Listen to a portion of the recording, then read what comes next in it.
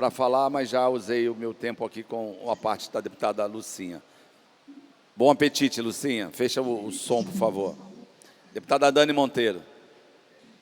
Senhor presidente, deputados, deputadas, acho que, primeiro, uma boa tarde e começar parabenizando o presidente, deputado André Siciliano, não apenas por esse projeto, mas por toda a movimentação que o presidente vem fazendo ao longo desses meses de pandemia para realmente refletir com seriedade e sobriedade sobre a economia do nosso Estado, né? Seja via ouvir economistas, a sociedade civil, seja até mesmo a Alerj incidindo em projetos.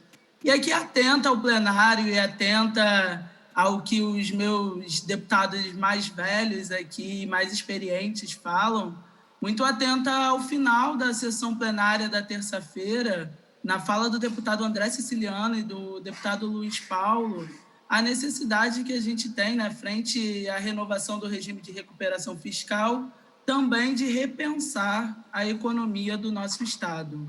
E o quanto que isso é central e fundamental, e até nas palavras do nosso nobre presidente, o quanto que o nosso Estado precisa ter a possibilidade de gerar investimentos, né?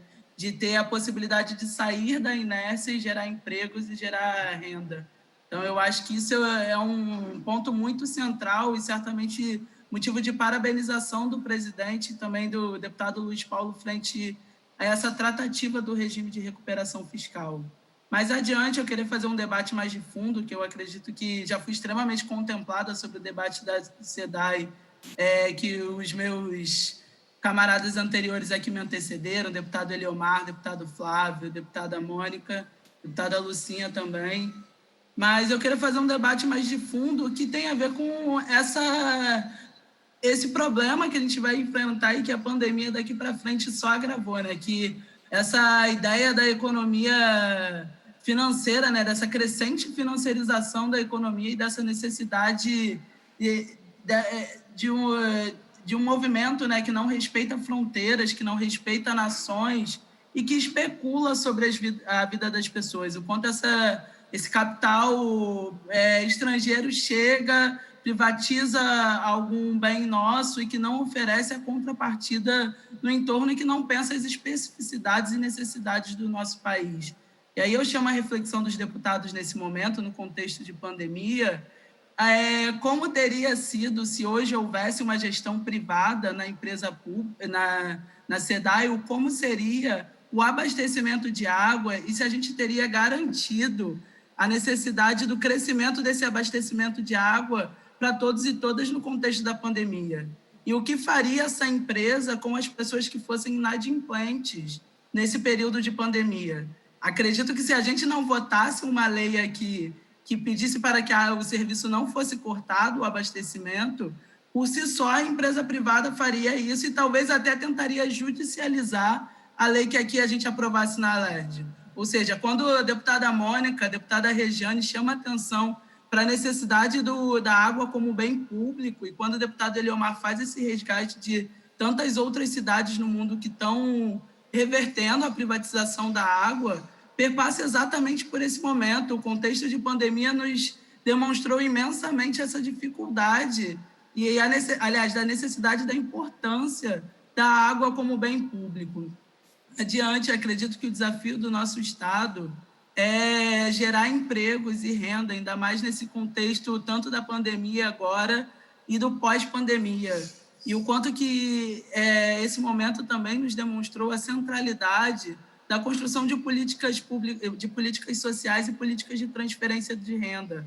Ou seja, o quanto que para o próximo período, no nosso Estado, que é campeão de perca de empregos formais, e de um processo de criminalização dos nossos trabalhadores, porque na Câmara Municipal está se votando um projeto que pretende armar a Guarda Municipal.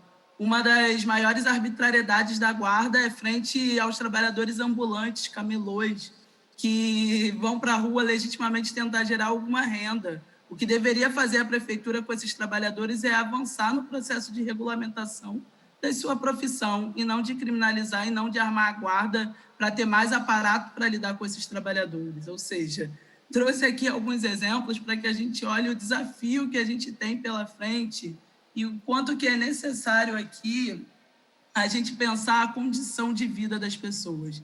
E eu queria encerrar essa reflexão trazendo um exemplo que acredito que todos e todas aqui, seja morando em áreas de periferia, seja morando na Zona Sul, seja morando num condomínio da Barra da Tijuca, mas que certamente poderão estar, que estão todos ambientados, com essa situação, que é o entregador que vai na sua casa entregar pedidos, os mais variados, comidas, farmácia. É impressionante, né, as coisas que hoje a gente pode pedir pela internet.